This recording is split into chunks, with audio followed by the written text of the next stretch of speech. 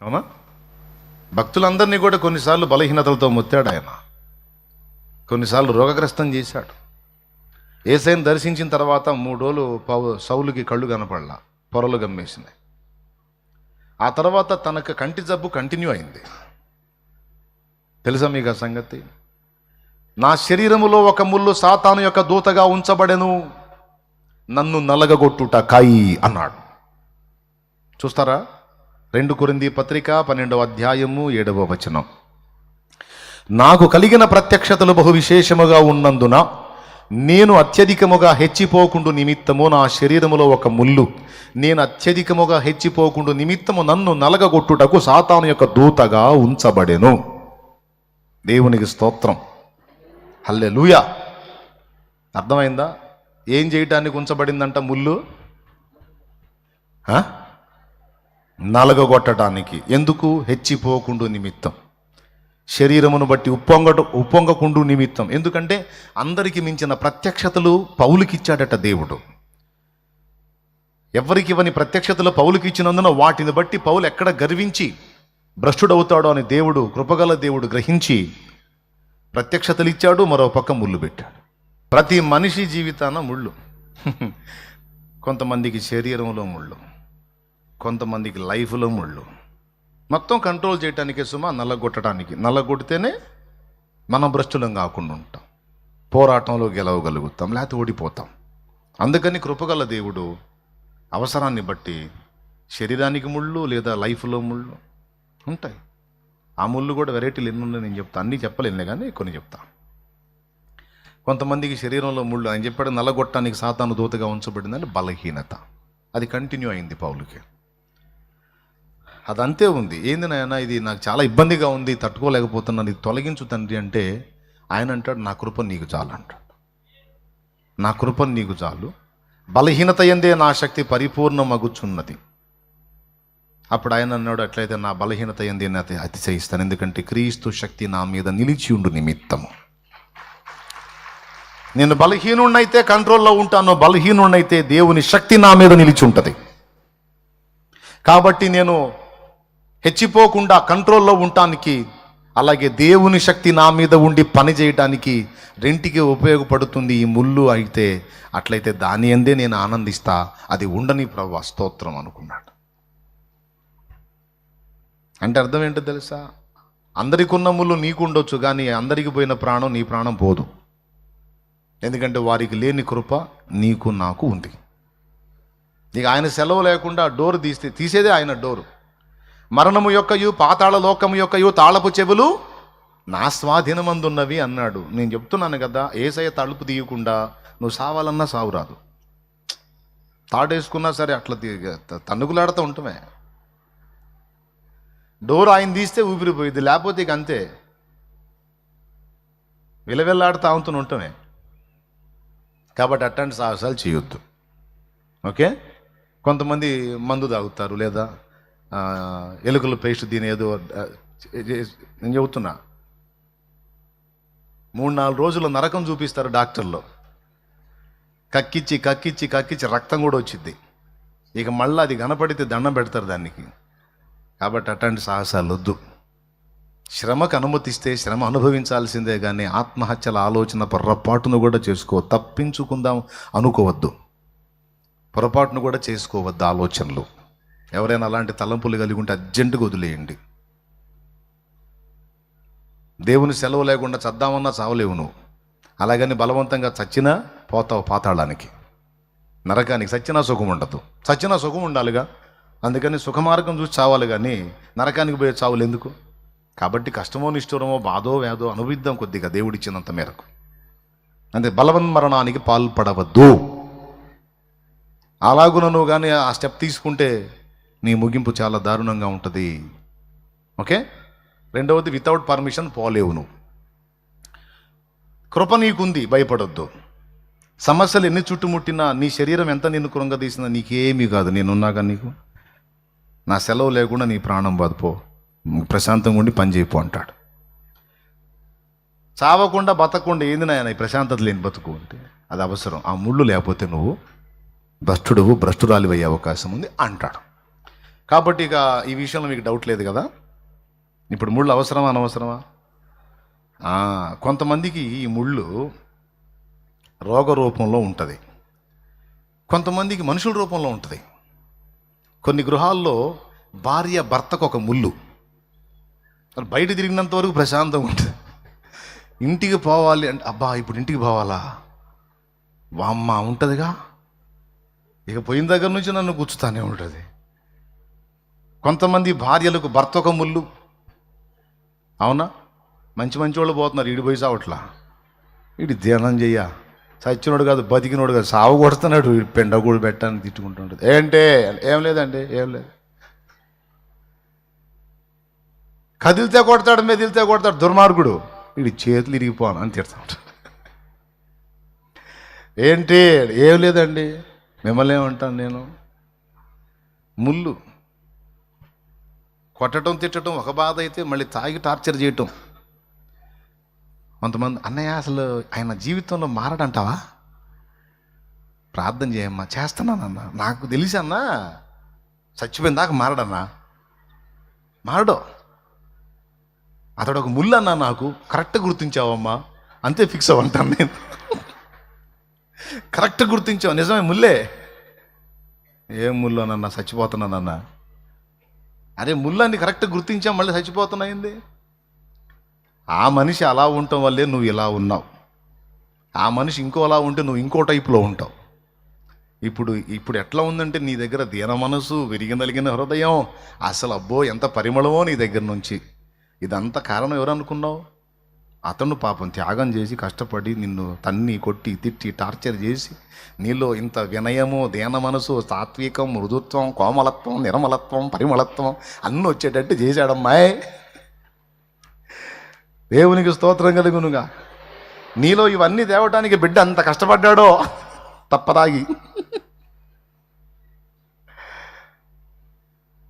ఇలాగే ఒక్కొక్కళ్ళు కుటుంబాల్లో ముళ్ళు కలిగి ఉండు. కొంతమంది తల్లిదండ్రులకు పిల్లలు ముళ్ళు, కొంతమంది పిల్లలకు తల్లిదండ్రులు ముళ్ళు.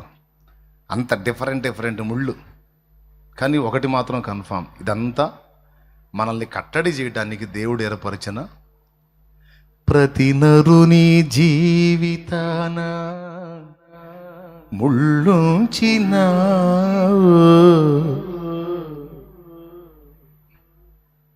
కొంతమందికి అప్పులో ఒక ముళ్ళు. ఇక అందరూ మంచోళ్ళు ఇంట్లో పాపం, మరి ఏ పక్క నుంచి ముళ్ళు ఉండాలి? ముళ్ళు లేకపోతేనేమో భ్రష్టులు అవుతారు. కాబట్టి అప్పులో ఒక ముళ్ళుగా ఉంటుంది. ఇక అది పీడిస్తూ ఉంటుంది. ఇక అప్పుల దెబ్బకి పాపం చేయాలన్న వాంఛ, కోరిక, ఆశ, ఉత్సాహం మొత్తం నాశనం అయిపోతుంది. దేవునికి స్తోత్రం. ఏం చేయాలనేది, పాపం చేయాలనే కోరిక, ఆశ, హడావడి మొత్తం విరిగిపోతాయి. ఏది అప్పులు. నేను ఏదన్నా తేడా పడ్డానంటే ఈ అప్పుల్లోనే చంపేస్తాడేమో దేవుడు నన్ను. దేవా నేను ఏ తప్పు చేయను నాయన, నాకు ఈ బంధకాలన్నీ దించేయి ప్రభా, ఏ పాపం చేయను నాయన. దేవుని ముందు మోకాళ్ళు వేస్తే ప్రభా ఏ తప్పు చేయనయ్యా, అయ్యా చేసిందేనా అయిపోయినాయి ప్రభా, ఇంక చేయనయ్యా, తీసేయి ప్రభా, చచ్చిపోయేటట్టున్నా ప్రభా, ఆలోచించి ప్రభా. అదే ఈ బరువులు ఏవీ లేవనుకో, ఇక ఆకెట్లా ఎగిరి పడితే మనిషిని ఆపలేం. ఏదో ఒక వెయిట్ వేసి కూర్చోబెడతాడు ఆయన. ఇప్పుడు మిమ్మల్ని ఒకటి అడుగుతా, చెప్పండి, అస్సలు నాకు ఏ బరువు లేదన్నోళ్ళు ఒకళ్ళు చేయొద్దండి. అసలు నాకు ఏ ముళ్ళు లేదు, ఏ బరువు లేదు, ఏ ఇది లేదు నాకు అన్నోళ్ళు ఒకళ్ళు చేయొద్దండి. ఇంతమందిలో ఒక్కళ్ళు కూడా చేయొత్తలా అంటే నాకు తెలిసి ఎవరికి వాళ్ళకి అట్లా గుచ్చిపెట్టాడు అన్నమాట. దేవునికి స్తోత్రం కలుగునుగా. ఎంతమంది ఇప్పుడు అన్న నాకు దగ్గర ముళ్ళు నాకుంది, కొంతమందికి ఒక ముళ్ళు గుచ్చాడు, కొంతమంది 2-3 ముళ్ళు ఉన్నాయి. మనుషుల వెయిట్ను బట్టి గట్టిగా 5-6 కూడా గుచ్చిపెడతారు కొంతమంది. దేవునికి స్తోత్రం కలుగును కాక. హల్లెలూయా. నాకు దగ్గర ముళ్ళు నాకు వందనాడు చేతులు ఎత్తండి మర్యాదగా. అది మీ అందరి ముళ్ళు నాకు ముళ్ళు చేసి నాకు తగిలిచ్చాడు. అమ్మ లేకపోతే నేనెంత మీడి మేళంగా ఊరేగుతున్నావు. మీ అందరి భారం నాకు ఇచ్చి పెద్ద ముళ్ళు చేసి నాకు కూర్చోబెట్టాడు. ఇప్పుడు చెప్పండి, ఇవన్నీ ఎందుకు? మన శరీరమును నియంత్రించడానికి.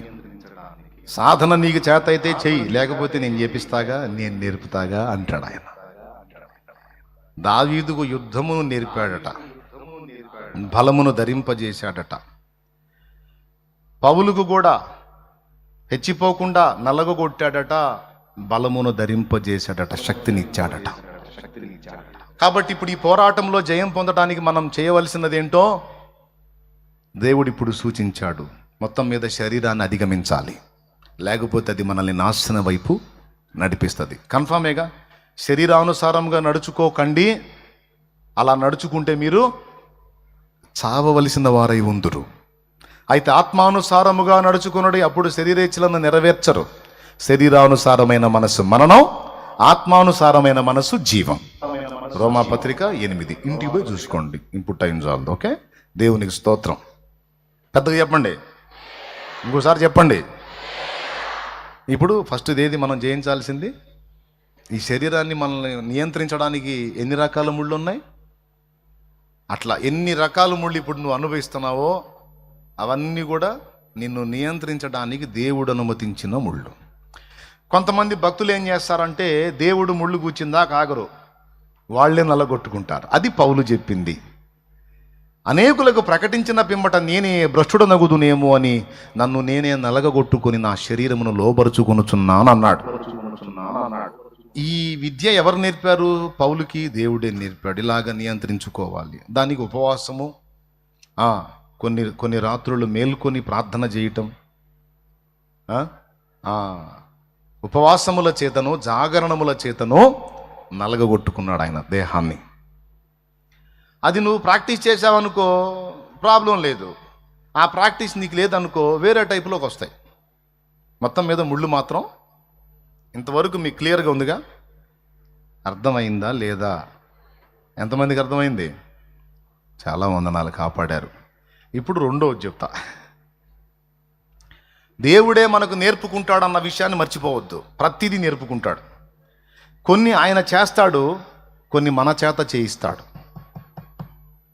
రెండవది మనం పోరాడాల్సినటువంటి రెండవది అంధకార శక్తులు. ఒకటి శరీరం అయితే రెండవది మన దేహమునకు వెలపట ఉండి దేహమును ప్రేరేపించేటువంటి అంధకార శక్తులు.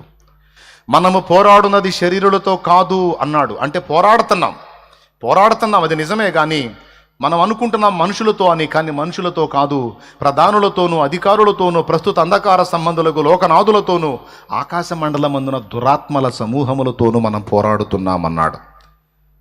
ఎఫెసీ పత్రిక 6వ అధ్యాయము 12వ వచనం. జస్ట్ రిఫరెన్స్ నోట్ చేసుకో, నాకు వెళ్ళి చూడు. పోరాటము నిజమే, కానీ ఎవరితో పోరాడుతున్నామంటే మనం అనుకుంటున్నాం మనుషులతో అని. కానీ మనుషుల వెనకుండా ఆడిస్తున్నవి దయ్యాలు, వాటితో మనం పోరాడుతున్నామన్నాడు. అక్కడ చెప్పాడు, ఏలయనగా మనం పోరాడున్నది శరీరులతో కాదు కానీ ప్రధానులతోనూ అధికారులతోనూ ప్రస్తుత అంధకార సంబంధము లోకనాథులతోనూ ఆకాశ మండలమందున దురాత్మల సమూహములతోనూ పోరాడుచున్నాం. పెద్ద గుంపండి, మనం ఫైట్ చేస్తున్నాం. మనకు తెలియకుండానే పెద్ద సమర భూమిలో ఉన్నాం, మనం రణరంగంలో ఉన్నాం. యుద్ధ భూమిలో నేనున్నాను, శోధనలో నేనున్నాను. ప్రభు సన్నిధి దొరికింది, వేదనలే రణభూమిగా మారాయి. సరే, రణభూమిగా మారాయి, ఏమన్నా నష్టం కలిగిందంటే లేదు. శోధన బాధలు నాలో నిద్రాణమై ఉన్న బలమును పెంచాయి అన్నాడు. అర్థమైందా? నాలో దేవుడు దాచి ఉంచిన బలమును బయటికి తెచ్చాయి. అసలు నాలో ఇంత సహనం ఉందని నాకు తెలియదు, కానీ అతడు నా జీవితంలోకి ఎంటర్ అయిన తర్వాత నాలో ఉన్న సహనం ఏంటో నాకు కనపడింది. అవునా? మరి మనలో సహనం బయటికి తీస్తారు. శోధన బాధలు శరీరమే కాదు, మనం పోరాడాల్సింది ప్రధానులతోనూ అధికారులతోనూ ప్రస్తుత అంధకార సంబంధులకు లోకనాథులతోనూ ఆకాశ మండలమందున్న రణభూమిలో మనం ఉన్నామంటున్నాడు పాటలో.